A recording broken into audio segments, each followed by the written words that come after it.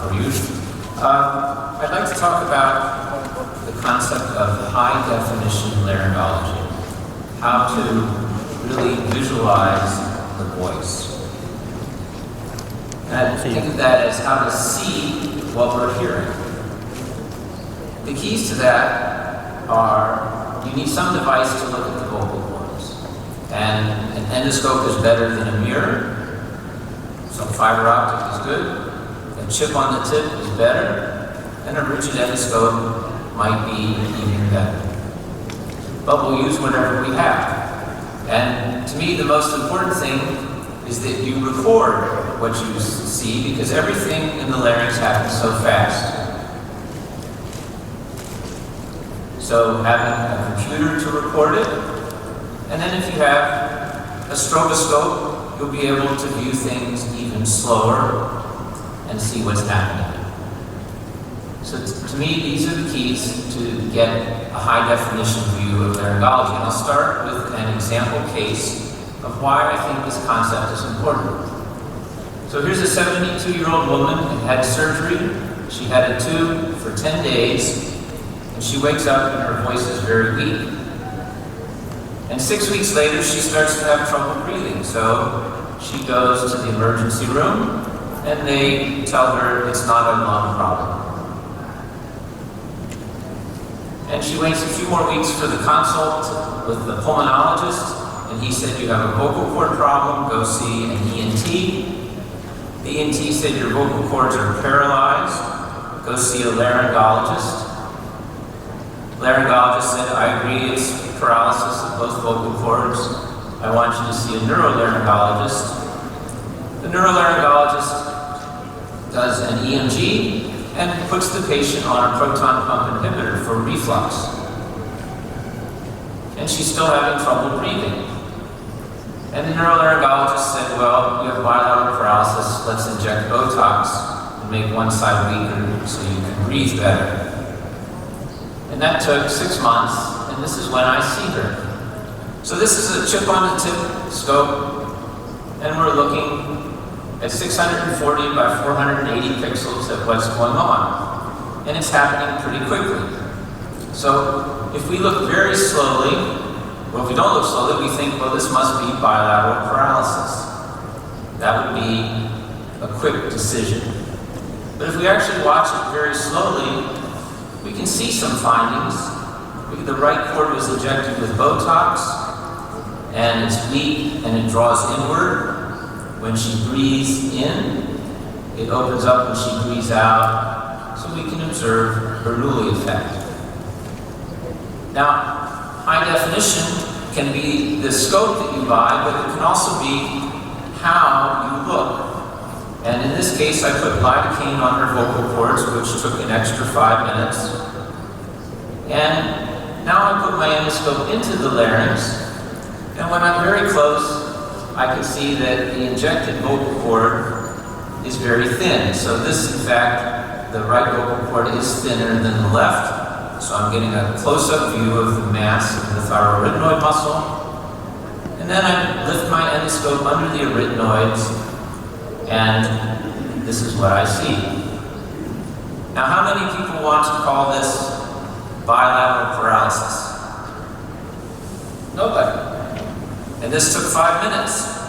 But we had 6 doctors in 6 months, and they ran all of these tests that cost thousands of dollars. They put her on drugs that she didn't need, because I don't think proton pump inhibitors are going to fix this. And so if you don't need all that, what you really need is you need to see the pathology. So even though this is a chip on the tip scope, you're not seeing anything. You have to get this area enlarged like this. So putting pixels onto the pathology yields high definition laryngology. And I call this low technology, but high definition. So here's another example. Someone who's been treated for 9 months with a medication that costs actually now a lot of money in the US, and she didn't get better. And we look at her here and we see, well, the vocal cords. Do I have instant sonido?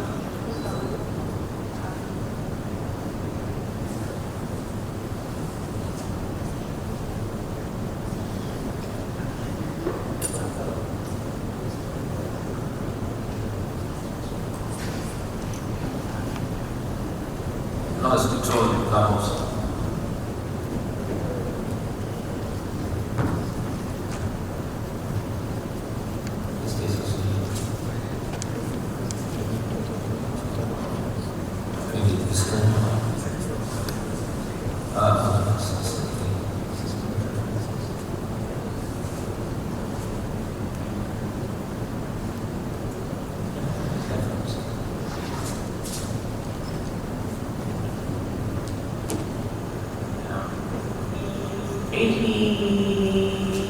Okay, so she has a hoarse voice, but the vocal cords look really good. But if I record this and I happen to stop my view right here and rewind, I can see in detail one of the problems is she doesn't have much airflow to blow through her vocal cords.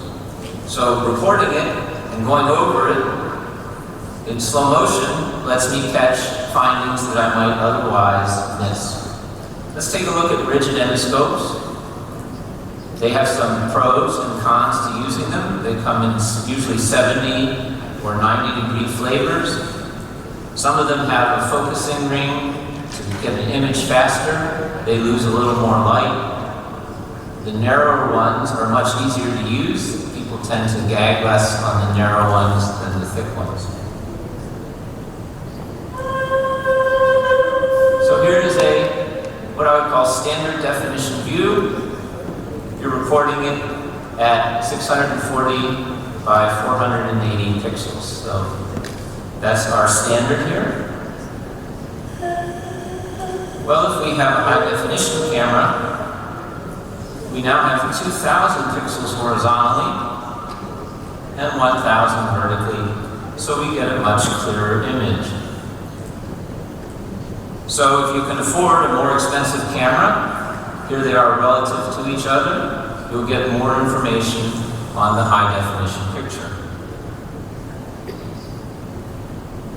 But you can also use low technology, and that is if you turn the camera 90 degrees on your scope and you line the vocal cords up with the 2,000 pixel margin, you can make the pathology show up on more pixels, because all of this other space is really wasted space. What we care about is the margin of the vocal cord for sound. So the more of the margin that we put onto the screen, the more detailed our image.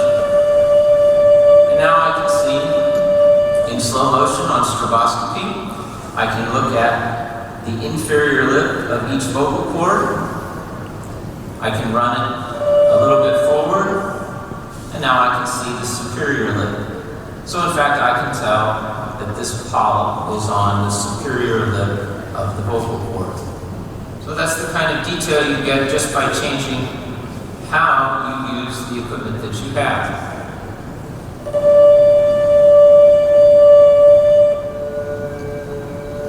Here's a Pentax rigid endoscope, just for an example of the detail that you can see on the margin of the vocal cords. And if you stop it, you can see in detail the regularity of the lesions and whether or not the vasculature is in there. And this is all in the office. Well, what are some problems with rigid endoscopes? Well, sometimes things get in the way, like the epiglottis here. How do you get the epiglottis out of the way? You go from ah to E, and the E vowel opens up the larynx. So E is the laryngologist's friend. That's the only sound I really need to use to take pictures of vibrating vocal cords. The rest is speech, so you don't need the other sounds, and E gives you one of the best views. Secondly, If you're looking for a lesion on the margin of the vocal cord, as you go up in pitch, you stretch the vocal cord, and when you stretch the vocal cord, you make the lesions on the edge stand out farther. So E and high pitch gives you a better view. Well, in this picture, the vocal cords with the rigid scope are kind of far away, and they can be out of focus. And other things get in the way, like the uvula and gagging. So the rigid endoscope isn't perfect, and you have to overcome some of these difficulties. The one I use is a fixed focus, and it can take me 2 or 3 times of going in order to get the vocal cords in the center of my focus. That is, things that are close to me are out of focus, things that are far away are out of focus, and I want, in my depth of field of high focus, to include the vocal cords.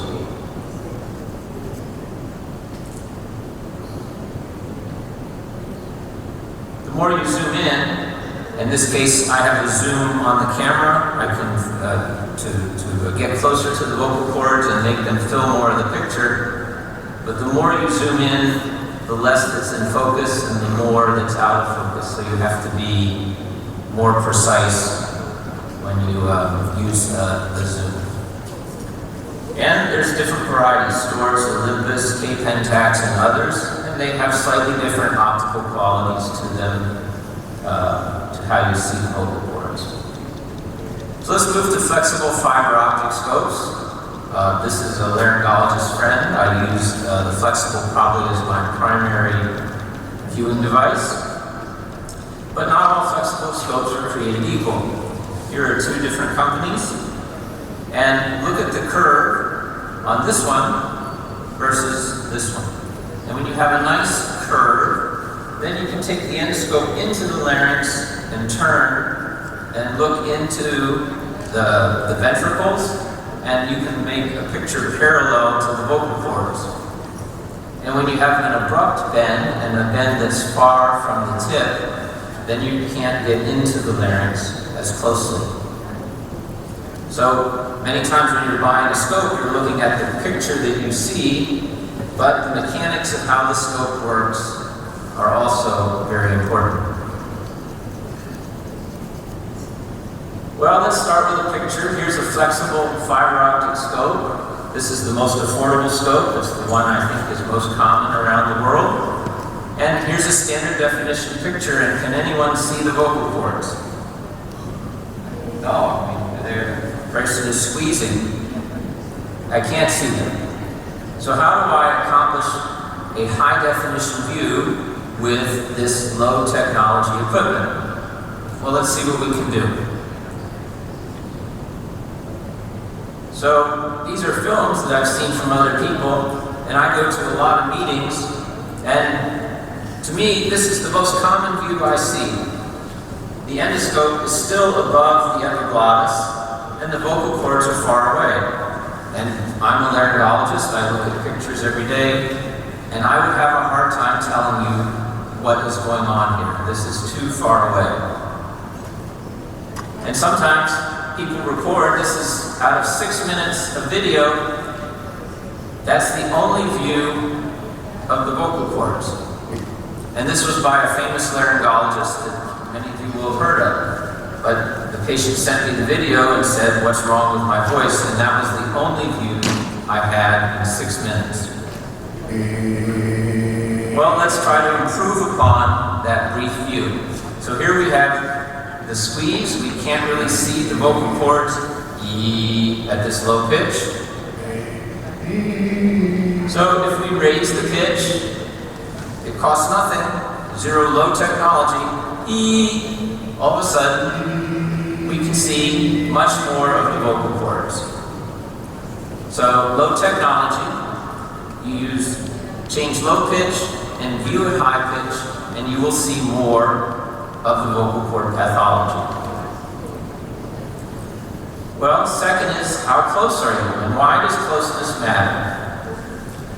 Well, if we go from the picture on the left to the right, we can see that the lesions here, the leukoplakia, it's larger. It fills more pixels of the screen, so we have a higher resolution of the pixels, of the pathology.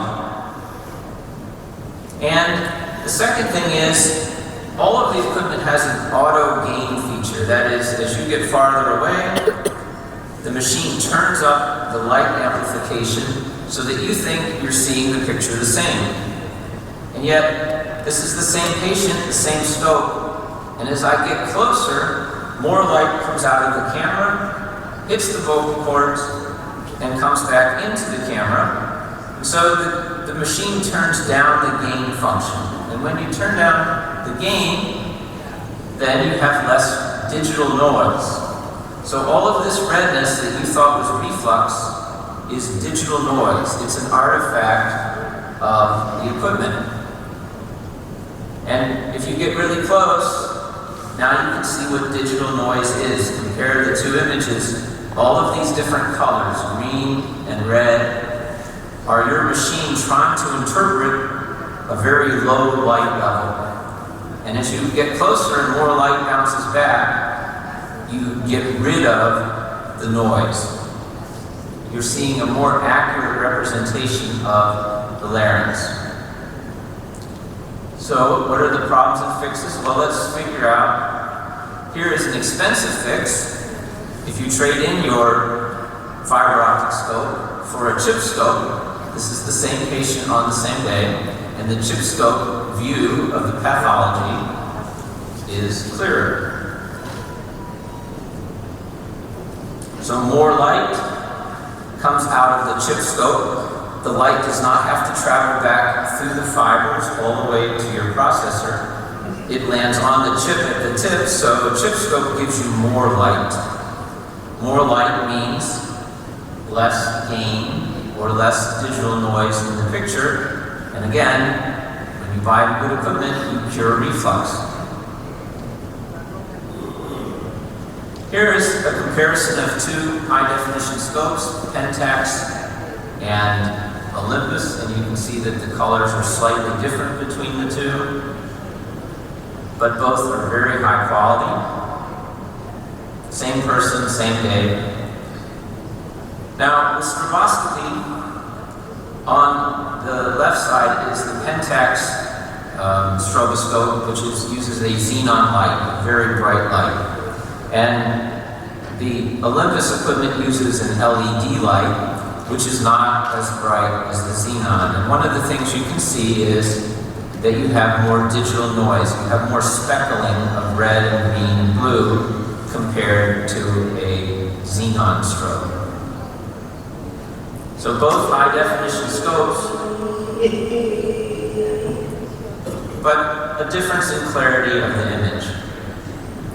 Well, here's some marketing to help you interpret. This is Olympus's old standard definition scope, and of course we know the picture is 640 pixels, but they've only put the image on half of the viewfinder, so in reality it's really only about 300 by 300 pixels. Here was Pentax standard definition scope, and this is from the past 10 years. And you can see that Pentax was using more of the pixels in their chip. So, same person, same day, Olympus and Pentax looking at it. And then, Olympus is using a term high resolution, which doesn't really have any meaning. It just means better than something else. It's not high definition, where high definition in the video industry has two meanings.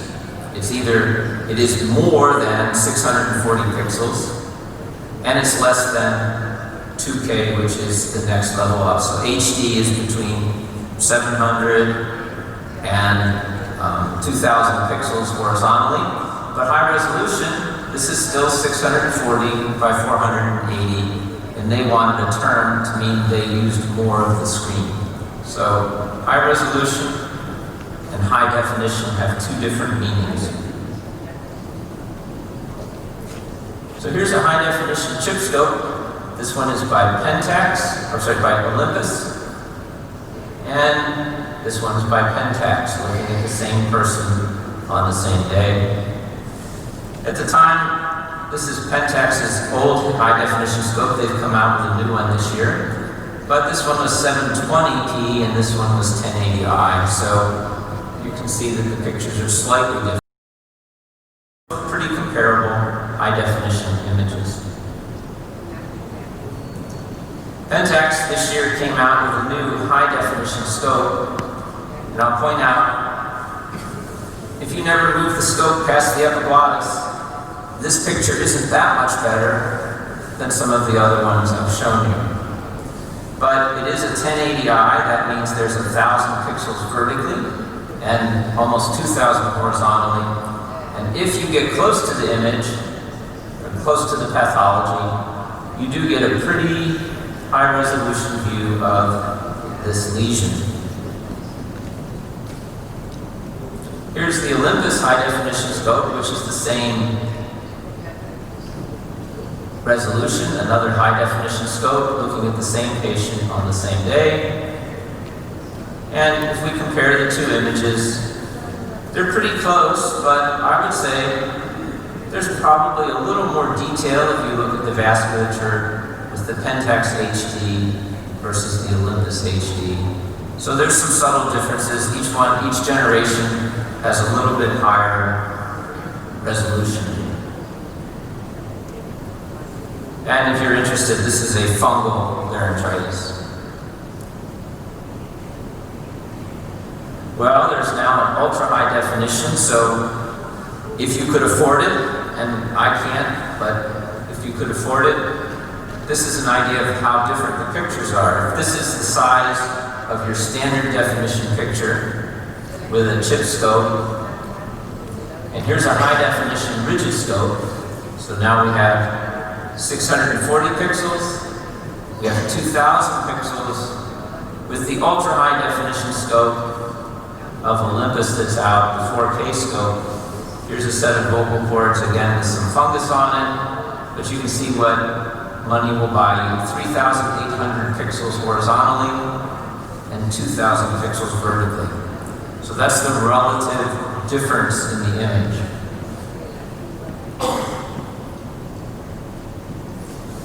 Again, with the high definition scopes, they do have a 16:9 aspect ratio. That means you have a lot more horizontal pixels than vertical. I find it, again, very comfortable to turn the endoscope 90 degrees so that I get more of the vocal cord on the image.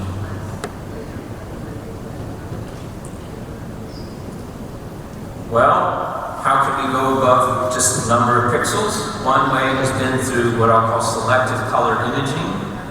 And that is where filters are used to amplify certain colors.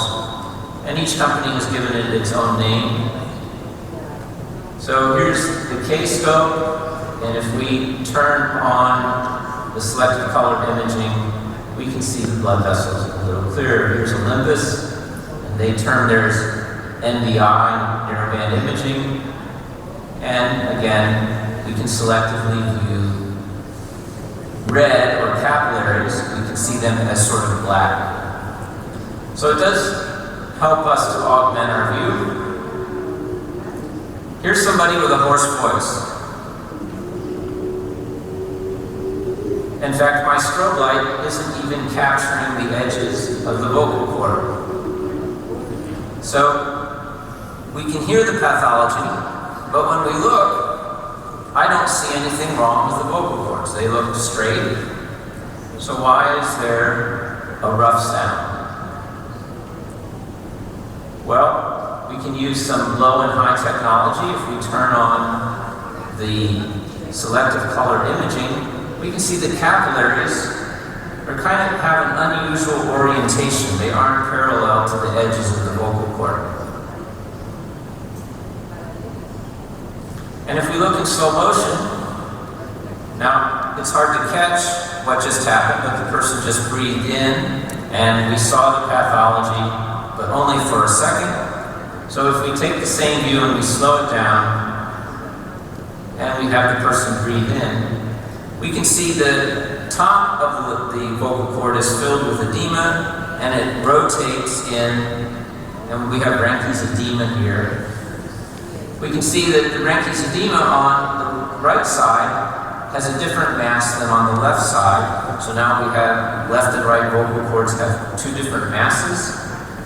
So now we explain why the voice sounds rough. If you have two different masses, you'll have two different sound sources, and you'll have a rough voice. And the narrowband imaging helps us to see this, the capillary architecture that is typical of Ranke's edema, and that is that the capillaries are ectatic rather than being parallel to the margin of the vocal cord. Well, here is a high-definition endoscope. We're looking at some lesions on the edges of the vocal cord, and let's combine our high and low definition, or high and low tech, high definition laryngology. So, we're going to turn on the selective color imaging. We're going to view them slowly. We've recorded it on videotape. We put lidocaine on the vocal cords. We move our endoscope in to where we can see into the ventricles. We can see underneath the vibratory margin. We can see the vessels up close.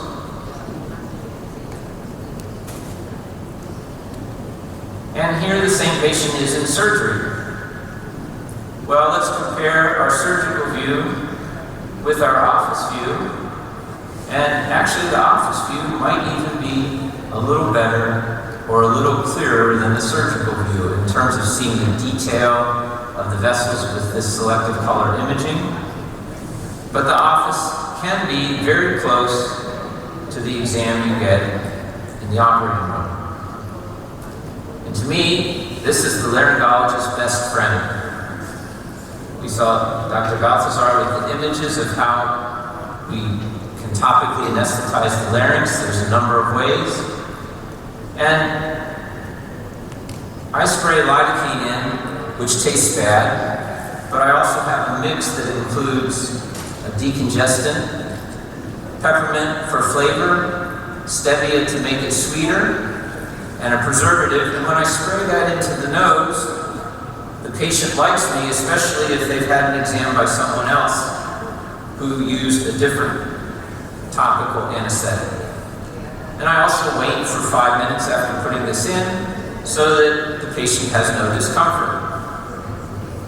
We want for the rigid spray the back of the pharynx. And then one of the least expensive methods is to use an Abraham cannula that you would use in the sinus.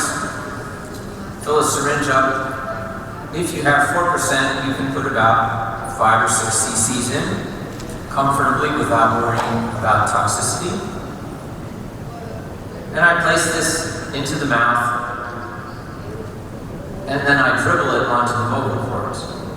And the first time you dribble it, the patient will cough, but the goal is to get a laryngeal gargle. That is, the patient, you want them to say "ee" while you're dripping it, and then the lidocaine will land on the vocal cords and gargle. So they'll gag the first time you put 1 cc in, but you wait a few minutes, and then you can put a second cc in, and they will be able then to hold the gargle, and all of the lidocaine will bubble around on the larynx. So now, the second time, patient's not gagging. So by the time you've put in 4 cc's over 1 at a time, you can usually have the patient bubbling the lidocaine, and it coats all of the epiglottis and larynx. There are other methods. This is a device called the mucosal atomization device. You don't need to use it, but it does spray all around the glottis. And the cheapest way, and in a person who's a severe gagger, you just put a 1/2-inch 25 gauge needle in through the cricothyroid space. It will come out beneath the vocal cords, and when you squirt it, the person will cough and coat the vocal cords. If I'm going to do a procedure anyways, and I have a working channel scope, you can spray it right down through the working channel onto the vocal cords while they're phoning.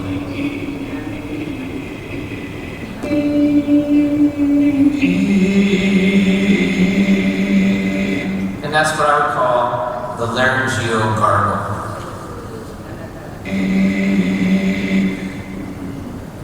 So let's see how this might be useful with some case studies.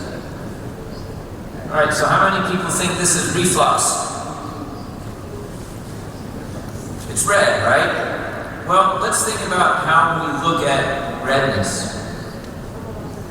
One thing is that when you're far away, remember we have some digital noise, everything sort of looks red.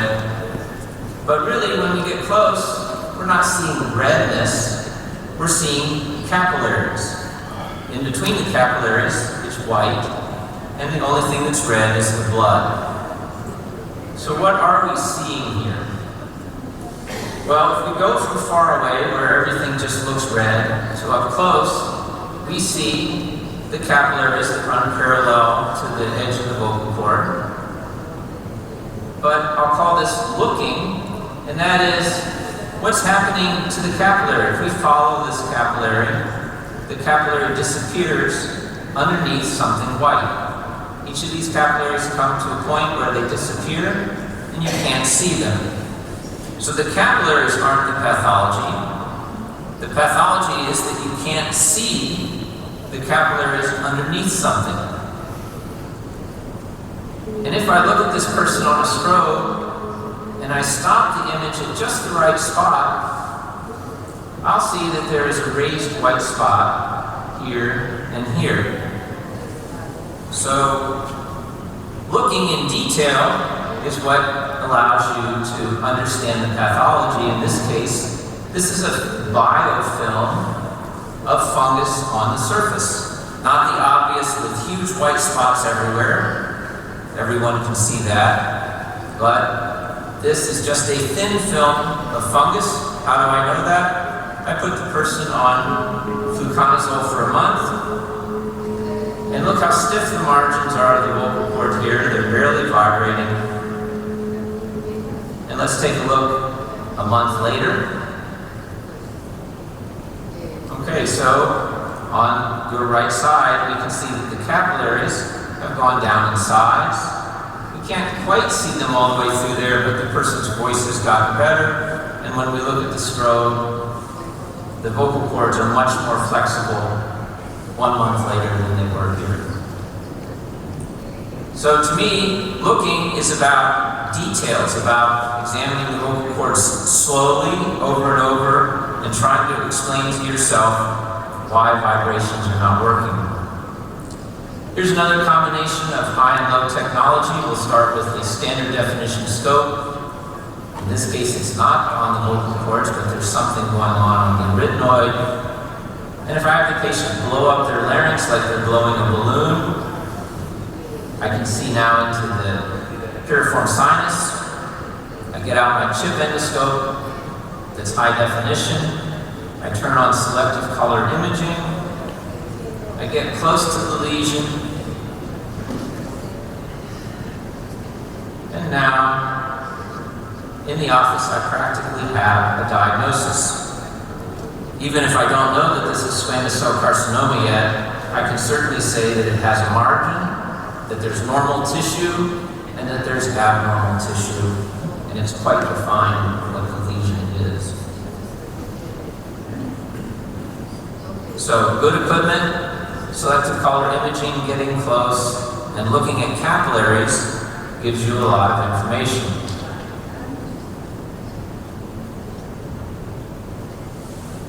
These are the capillaries of a particular disease, one that we've already talked about today.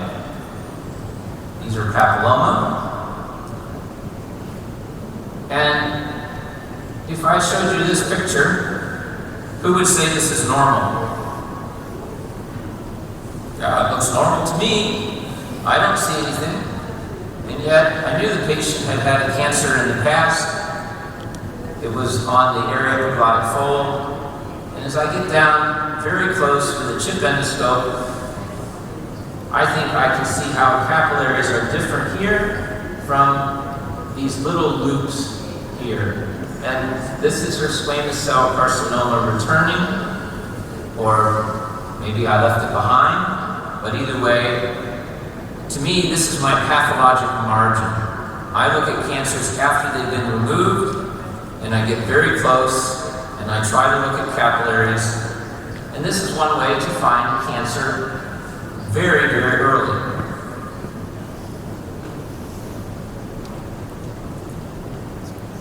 So again, anything that has these little tiny whorls of, the little tiny loops of blood vessels is going to be abnormal tissue.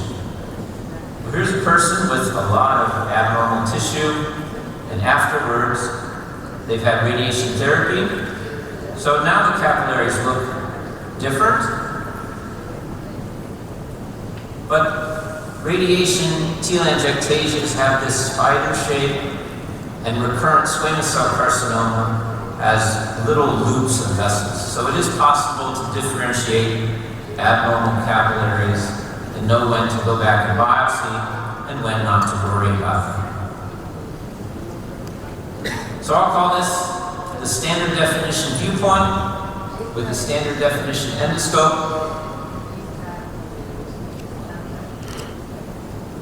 And I would say there's nothing wrong with the larynx from that point. But again, I'm going to get closer.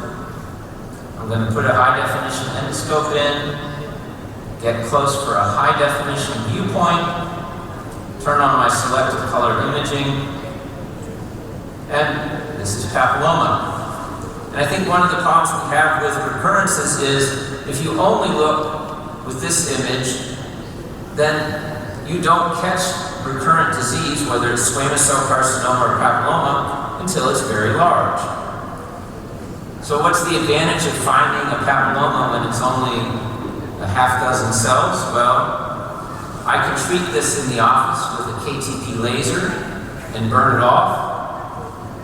And so I think one of the ways we could treat the $60,000 a year US cost for managing papilloma is treat it in the office when it's very small. So in fact, this expensive equipment and my expensive exam is worth, it's a high value compared to a quick look from far away.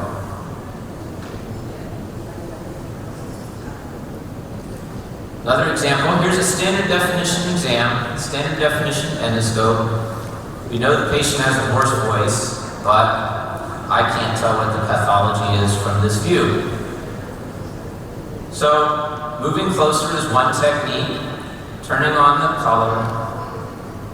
And then I want to get this parallel view. So, we don't get to see it very much here, Chicago, but let's take our exam and slow it down and look at it.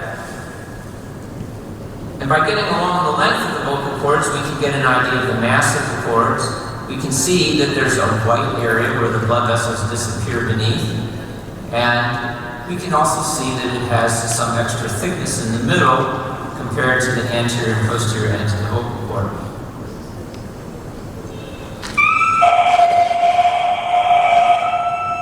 And this is the same patient, and looking with a rigid endoscope, using E and a very high pitch, makes this swelling that we saw in the other picture stand out. And so we can both hear the problem and see the problem by viewing it with two different scopes, two different viewpoints, and this would have been read by many people as normal, and yet I can explain the hoarse voice by seeing the swellings in this picture. Sometimes high definition can be using both your endoscopes, both the flexible and the rigid. So here's a person who's hoarse, and we can see that the right vocal cord we can see the right vocal cord does not abduct. So we can say she has a paralysis. But how does a vocal cord that doesn't open explain a hoarse voice? It doesn't. We can put an implant in, to make it in the middle, and this same picture could have a clear voice. So we want to explain why she has a hoarse voice. So let's look, that's the rigid view. And here I've put in a fiber optic endoscope, one of the least expensive endoscopes, in the same patient. And now I move in ultra close. I've used my topical anesthesia, and we can see that she has two vocal cords, but one is thick and one is thin. And if you have two strings on a guitar, and one is thick and one is thin, they play at two different pitches. So her hoarseness comes from the asymmetry in mass between the two sides of the larynx. So now I've explained her hoarseness with these images, and I've also defined what I want to do. So I'll call this high definition imaging by using two different views. What's this like? Well, this is Google Maps looking at the Earth, and we can see there's something going on here, but it's hard to say what it is. But if we use the fly-in view of Google Maps and we get close to the ground, we can see the topography of the area. So here's our rigid view, and here's our flexible view. And if we put the two together, we have a better idea of what's going on. Here is our rigid view from above, where we kind of have a hint there's a difference in size. But really, when we get to this fly-in view, and we look up close, now we know that the solution is we need an implant that not only pushes this to the middle, but we need an implant that will make the mass on this side the same as this side, and that equal mass will give her a clear voice. So here's, again, using two endoscopes. I don't know why this person is hoarse. It's a pretty clear view, and I can barely see the pathology. But if I put a flexible scope in and I get up close, the light reflects differently, and I can see that on the left vocal cord there is this raised white lesion that's not on the right. So I, and many people, examine them both with a rigid and a flexible and put the two views together so that I have an idea of what the pathology is. I find more pathology that way. So again, this is the above view, the parallel view. A lot of high definition is just taking the time to observe the larynx. And that is, if we just look in here and we know she had an aneurysm, we're immediately going to say she has left-sided paralysis. But that doesn't explain hoarseness. The vocal cords look like they're coming together, and her complaint is hoarseness. Her complaint is not, I had an aneurysm and my left vocal cord doesn't open. She says, I want to know why I'm hoarse. So if I watch here, and I watch the breathing,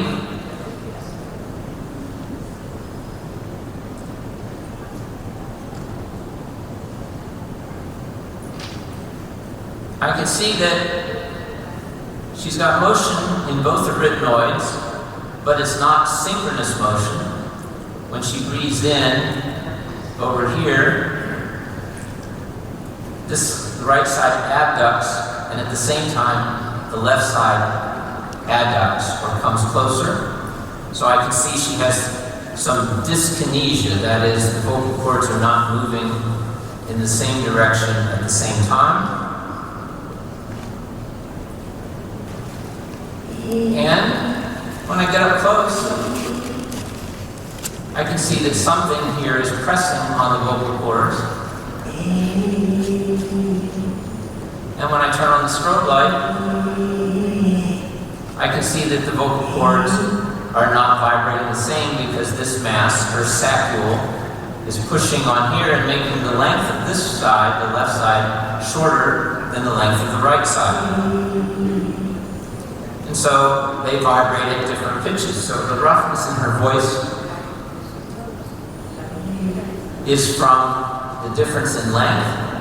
And then she has a husky quality because she can't bring the vocal cords all the way together.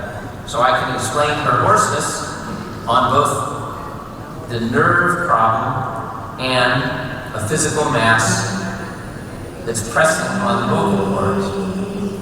And since I've numbed her up, I can put my endoscope in and I can actually lift the mass up and see that it is separate from her vocal cord. So by getting this close of a view, I can tell her, after we do your surgery, you don't need to rest your voice because all of my surgery will be on the false cord and I won't be touching your true vocal cord. And they should restore normal vibration so you won't have roughness. But until we put an implant in this side, you'll still have the breathy quality to your voice. And while I'm in there, I can take a look into the lungs so that I get a complete view. So to summarize, high-definition laryngology is taking a typical view with a typical endoscope, and if you have the money, replacing it with a chip endoscope. And whether you have the money or not, zoom in closer. Use a strobe light to look at the margins of the vocal cords. Remember, E is your friend, and high pitch is the laryngologist's friend. Slow down your video and look at it after you're done filming, and look at it in detail. And rotate your camera on your rigid scope so that the vocal cords occupy more of the pixels that you've paid for. And put that all together to get a pathologic image of what's going on. And I'll call this combination, this is high definition laryngology by using low technology and high technology at the same time to get a better image, which is process.